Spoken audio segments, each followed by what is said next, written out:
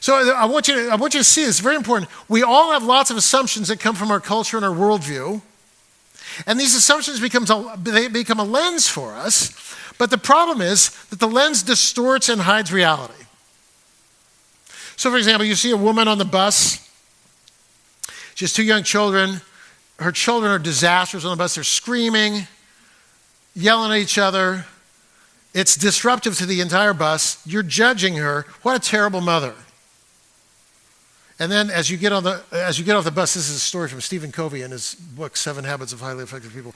You get off the bus and you realize, oh, she says, I'm sorry, my husband was just murdered.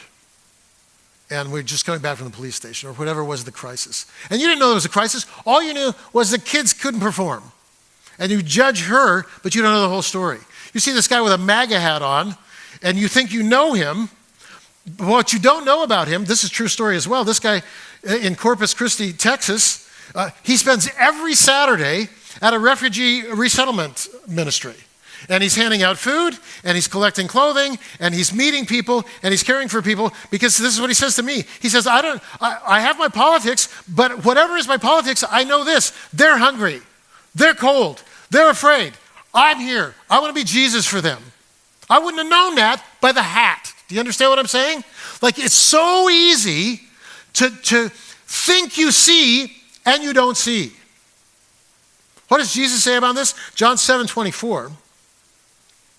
He says, you people, and he's talking to us, you people judge by outward appearance. Stop.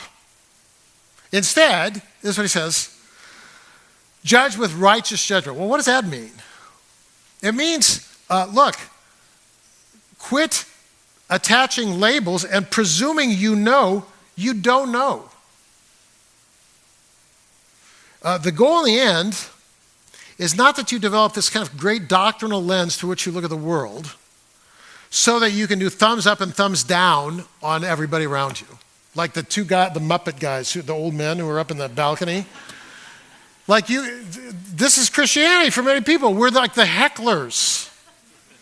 And we're judging people who don't fit our paradigm.